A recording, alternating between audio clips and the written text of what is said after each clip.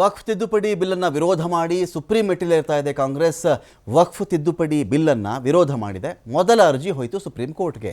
ನೋಡಿ, ಬಿಲ್ನಿಂದ ಮುಸ್ಲಿಮರ ಮೂಲಭೂತ ಹಕ್ಕಿನ ಉಲ್ಲಂಘನೆಯಾಗಿದೆ. ಇಲ್ಲಿ ವಕ್ಫ್ ತಿದ್ದುಪಡಿ ಬಿಲ್ ಮುಸ್ಲಿಮರನ್ನು ತಾರತಮ್ಯಗೊಳಿಸ್ತಾ ಇದೆ. ಇದು ಆ ಸಮುದಾಯದಲ್ಲಿಯೇ ಒಂದು ತಾರತಮ್ಯವನ್ನು ಅದು ಹುಟ್ಟುಹಾಕ್ತಾ ಇದೆ.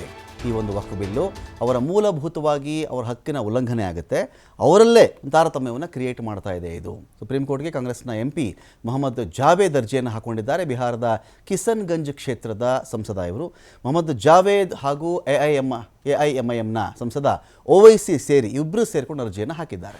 ಇವತ್ತು ಬೆಳಗ್ಗೆ ಅಷ್ಟೇ ಸುಪ್ರೀಂ ಕೋರ್ಟ್ಗೆ ಅರ್ಜಿ ಹೋಗಿದೆ. ಅರ್ಜಿ ಸಲ್ಲಿಸ್ತೀವಿ ಅಂಥೇಳಿ ಕಾಂಗ್ರೆಸ್ ನಾಯಕ ಹೇಳಿದರು. ಈಗ ಜಯರಾಮ್ ರಮೇಶ್ ಇನ್ನೊಂದು ಕಡೆ ಅವರು ಕೂಡ ಮಾತಾಡಿದ್ರು, ಅರ್ಜಿ ಹಾಕ್ತೀವಿ ಅಂತ ಅವರು ಕೂಡ ಹೇಳಿದರು. DMK ಸಹ ವಕ್ಫ್ ತಿದ್ದುಪಡಿ ಬಿಲ್ ವಿರುದ್ಧವಾಗಿ ಸುಪ್ರೀಂ ಮೆಟ್ಟಿಲೇರುವಂತಹ ಸಾಧ್ಯತೆ ಇದೆ.